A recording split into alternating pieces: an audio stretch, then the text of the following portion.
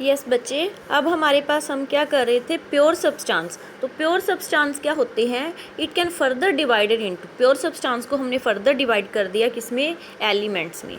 तो एलिमेंट्स क्या होता है, an element is defined as pure substance, पहले ही बता दिया प्योर सब्सटेंस की टाइप है तो प्योर सब्सटेंस ही होएगा, ये ध्यान में रखना भी, which can neither be decomposed by any physical और केमिकल मेथड, जिसको आप तोड़ नहीं कर सकते, नोट बिल्ट ना ही बना सकते हो, मतलब किसी भी मेथड से, चाहे फिजिकल हो चाहे केमिकल हो, ना तो आप उसको क्या कर सकते हो और ज़्यादा तोड़ सकते हो, ना ही उसको आप और मतलब छोटे छोटे टुकड़ों से बना सकते हो, वो जैसा है वैसा ही होता है नेचर में, उसको आप क्या बोल देते हो, element. For example element occupying in nature are arranged in periodic table, periodic table में हमारे पास पड़े हुए हैं, जैसे ये वाली लाइन आप छोड़ भी सकते हो, ठीक है। अब मतलब मेन चीज़ क्या है कि एलिमेंट क्या होता है, वो वाला प्योर सब्सटेंस जिसको ना तो आप डिकम्पोज कर सकते हैं, तोड़ सकते हैं, और ना ही जिसको आप क्या कर सकते हैं, बना सकते हैं। अब एलिमेंट्स भी बच्चे हमारे पास 3 टाइप्स के होते हैं, metals, non metals and metalloids. तो मेटल क्या आएगा, metal are those elements which reflect light, जो लाइट को रिफ्लेक्ट करते हैं, शो लस्टर, जिसकी चमक होती है, लस्टर मीन्स चमक होती है, good conductor of heat and electricity, जो हीट एंड इलेक्ट्रिसिटी के भी क्या होते हैं, गुड कंडक्टर, उसको आप क्या बोल देते हो बच्चे, मेटल। फिर आगे नॉन मेटल, नॉन मेटल क्या आएगा, those elements which do not reflect light, उल्टा हो गया, जो लाइट को रिफ्लेक्ट नहीं करते, डू नॉट शो लस्टर, जिसमें कोई चमक नहीं होती, आर ब्रिटल, जिसका चूरा हो जाता है, ब्रिटल होते हैं, poor conductor of heat and electricity, ठीक है। इसके एग्जाम्पल्स क्या आए थे, सल्फर, आयोडीन एट्सेट्रा। नेक्स्ट हमारे पास मेटेलॉइड्स आ गया, metalloids are those elements which have both the characteristics, दोनों करेक्टरिस्टिक्स होते हैं, of metals as well as non metal, metal और नॉन मेटल दोनों के जिसमें करेक्टरिस्टिक्स होते हैं, उसको आप क्या बोल देते हो बच्चे, मेटेलॉइड्स। मेटेलॉइड्स की फर्स्ट एग्जांपल है हमारे पास बेस्ट, आर्सेनिक, एंटीमनी, ये किस चीज़ की एग्जांपल्स आ जाती हैं, मेटेलॉइड्स की, ठीक है। ये यहाँ पे कुछ टिपिकल वर्ड्स के मीनिंग है, वैसे आपको पता ही होएगा, लस्टर मीन्स शाइनिंग होता है, malleable means hammer to form sheet, हथौड़ी से कूट के जिसको शीट्स बन जाती हैं, जैसे हमारी चादर वगैरह हम यूज़ करते हैं, ट्रंक पेटियाँ, वो मेलिएबल होती है, मेटल इसीलिए बनती है ना sheets. Ductiles means chains to wires, मतलब खींच के हम तारे बना सकते हैं। Brittle means broken just like glass, glass के जैसे जो टूट जाती है चीज़, तो उसको आप क्या बोल देते हो, क्या बोलोगे इसको, ब्रिटल। नेक्स्ट जो हमारे पास आ जाता है बच्चे, मैटर। अब मैटर को हमने डिवाइड कर दिया, 2 तरह की क्लासिफिकेशन होती है बच्चे, physical classification and chemical classification. Physical में सॉलिड, लिक्विड और गैस, ये तो आप सबको पता ही है ना, सॉलिड, लिक्विड, गैस में क्या क्या चेंजेस होते हैं, ठीक है। नेक्स्ट हमारे पास केमिकल क्लासिफिकेशन में हम कर चुके हैं, प्योर सब्सटेंस होते हैं और मिक्सचर होते हैं। अब जो प्योर सब्सटेंस हैं उसकी भी हम टाइप एक तो कर चुके हैं, एक टाइप क्या थी बेटा, एलिमेंट। सेकंड टाइप जो है प्योर सब्सटेंस की, वो क्या होती है, कंपाउंड, क्या होती है, कंपाउंड। अब ये चीज़ आगे भी वैसे मैं बताऊंगी, ये ध्यान में देख लेना कि जो प्योर सब्सटेंस है, यहाँ पे नीचे लाइन लगा के लिखा है ना, ऑल होमोजीनियस, सारे के सारे जो प्योर सब्सटेंस होते हैं वो होमोजीनियस होते हैं, ठीक है। वैसे तो आप लोगों ने 9th में किया भी है होमोजीनियस, हेट्रोजीनियस, बट आगे हम फिर डिटेल में करेंगे अभी इसके बाद, ठीक है। तो प्योर सब्सटेंस हमेशा क्या होते हैं, होमोजीनियस। एलिमेंट को तो हम कर चुके। नेक्स्ट हमारे पास क्या बच गया बच्चे, कंपाउंड। तो कंपाउंड की भी 2 टाइप्स होती हैं, कौन कौन सी, inorganic compound and second one is organic compound. तो सबसे पहले कंपाउंड क्या होता है, compound is defined as pure substance, पहले ये प्योर सब्सटेंस है, which is obtained by the combination of 2 और मोर एलिमेंट्स, 2 या 2 से ज़्यादा एलिमेंट्स के कॉम्बिनेशन से बनता है, in a fixed proportion by weight, very very modern बेटा, ये चीज़ ध्यान में देनी है कि जो कंपाउंड है वो एलिमेंट के कॉम्बिनेशन से बनता है, बट उन एलिमेंट का जो है मास वो फिक्स होता है।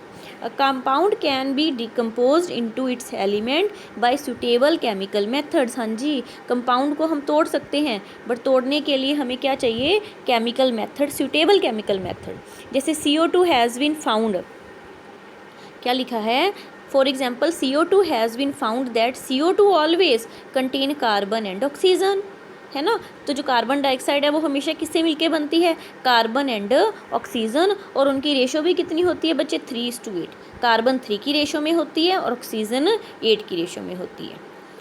ठीक। तो कंपाउंड क्या आ गया हमारे पास, दैट मीन्स कार्बन डाइऑक्साइड क्या आ गई हमारे पास, कंपाउंड आ गया ना, क्योंकि कार्बन डाइऑक्साइड में कार्बन और ऑक्सीजन ही होते हैं, उनकी रेशो भी हमेशा क्या होती है, fix.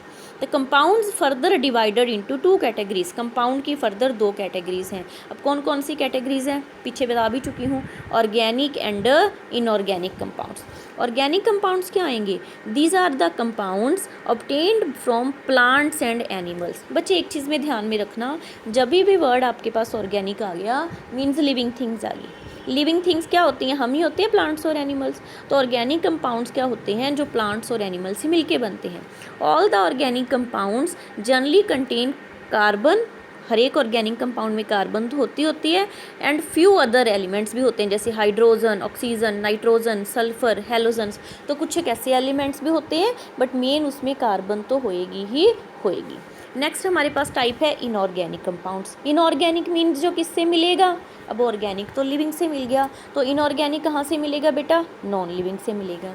These are the compounds obtained from non living sources, जो कहाँ से मिलते हैं आपको, नॉन लिविंग सोर्सेज से, जैसे सच एज कहाँ से, रॉक्स एंड मिनरल्स।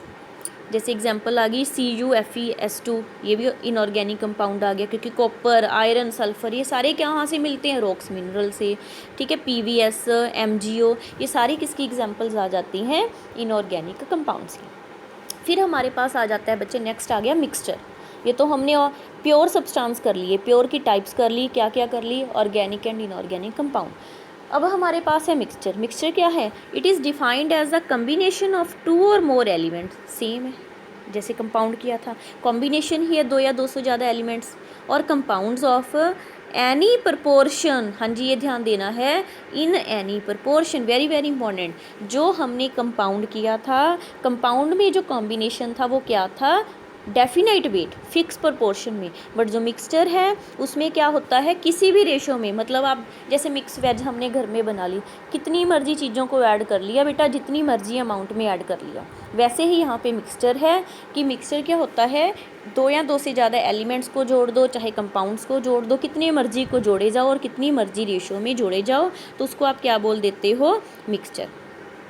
ठीक है, अब यहाँ पे क्या आता है मिक्सचर में, do not lose their identity. जो मिक्सचर होता है वो मिक्स होने के बाद अपनी आइडेंटिटी को लूज़ नहीं करता। मीन्स जैसे आपने चाय बनाई है, चाय में आप चाय पत्ती भी डालते हो, ठीक है, चीनी भी डालते हो, ठीक है, उसके बाद पानी भी डालते हो, दूध भी डालते हो। अगर अब आप चाय बन गई तो चाय में चीनी का टेस्ट भी आता है ना, मीठा बनता है, चाय पत्ती का भी टेस्ट भी आता है। चाय पत्ती कम डालोगे तो फिक्की सी बनती है, ज़्यादा डालोगे तो जाड़ा कड़क बन जाती है। तो जो मिक्सचर ही है वो भी, मिक्सचर में जितनी भी चीज़ें आप डालती हो उन सब की आइडेंटिटी, पहचान रहती है। जैसे मिक्स वेज बना दी, 4-5 सब्जियां मिला दी, तो चारों पांचों सब्जियों का टेस्ट आपको आता है ना। ये तो नहीं है कि सब्जी का टेस्ट कोई नया सा टेस्ट ही बन जाता है, मतलब उन सब्जियों का टेस्ट ही नहीं पता चलता। तो वैसे ही यहाँ पे हैं कि जो मिक्सचर होता है वो अपनी आइडेंटिटी को लूज़ नहीं करता। और मिक्सचर 2 तरह के होते हैं बेटा, homogeneous and heterogeneous. A mixture is said to be homogeneous if its composition is uniform throughout. मतलब अगर मिक्सचर में सभी की कंपोजिशन सेम हो, मीन्स आपने पानी में चीनी डिज़ोल्व कर दी, ठीक है, फर्स्ट सिप ली पानी को, आपने पानी की सिप ली, आपको पानी मीठा लगेगा। सेकंड सिप लोगे तभी भी सेम मीठा ही लगेगा। लास्ट सिप लोगे ग्लास में से तभी भी सेम मीठा लगेगा। अब ये थोड़ी ना कि फर्स्ट सिप में कम मीठा लगा, सेकंड में ज़्यादा, थर्ड में लगा ही ना। सेम कंपोजिशन बराबर मिक्स हो जाता है, और बराबर मिक्स होने के कारण उसकी कंपोजिशन सारे सोल्यूशन में अमाउंट, कंपोजिशन मीन्स अमाउंट, वो सेम रहती है। एग्जांपल वही आ गया कि जैसे NaCl डिज़ोल्व्स इन वाटर। अगर आपने नमक को पानी में घोल दिया या चीनी को पानी में घोल दिया तो वो सारी बराबर मिक्स होता है। तो एक इसकी एग्जांपल आ जाती है हमारे पास होमोजीनियस मिक्सचर की।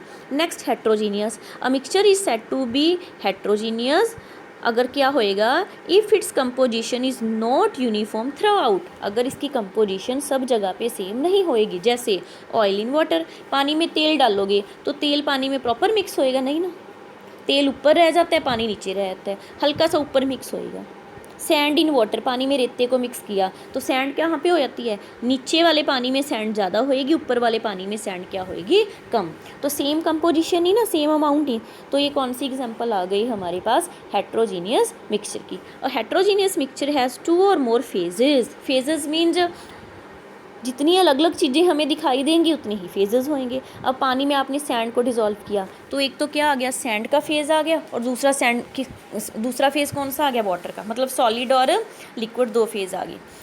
Component of heterogeneous mixture are visible with naked eyes. Obviously naked eyes से, अब पानी में चीनी घोल दी तो दिखाई नहीं देती आपको चीनी, नेक्ड आइज से आप नहीं देख सकते। बट पानी में अगर आपने सैंड को डिज़ोल्व कर दिया, ऑयल को डिज़ोल्व कर दिया, तो वो आपको आराम से दिखाई देते हैं, या तो आराम से या at least under microscope.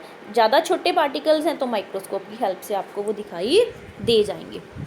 Very very important बेटा। नेक्स्ट डिफरेंस है होमो और हेट्रोजीनियस में, ये 2-3 मार्क्स का आता ही आता है। होमोजीनियस क्या आएगा, it's composition is uniform through out. पीछे कर चुके, मैं समरी बता रही हूँ हल्की सी। होमोजीनियस में कंपोजिशन सेम होती है, हेट्रोजीनियस में कंपोजिशन सेम नहीं होती। होमोजीनियस में सिंगल फेज़ आता है, सिंगल फेज़ मीन्स सब चीज़ें मिक्स होकर एक ही चीज़ रह जाती है। हेट्रोजीनियस में वन और मोर फेज। होमोजीनियस को नेक्ड आइज से हम नहीं देख सकते, बट हेट्रोजीनियस को हम नेक्ड आइज से देख सकते हैं। होमोजीनियस की example sugar in water, heterogeneous की एग्जांपल सैंड इन वाटर। आगे कुछ एक आपको दिए हुए हैं, ठीक है। Classify the flowing into elements, compound and mixture. आप इसको खुद करके देखना, ये सब चीज़ें हैं, इनको आप एलिमेंट्स में, कंपाउंड्स में और मिक्सचर में डिवाइड करके देखना कि कौन सी चीज़ इसमें एलिमेंट है, कौन सी कंपाउंड है और कौन सी मिक्सचर है।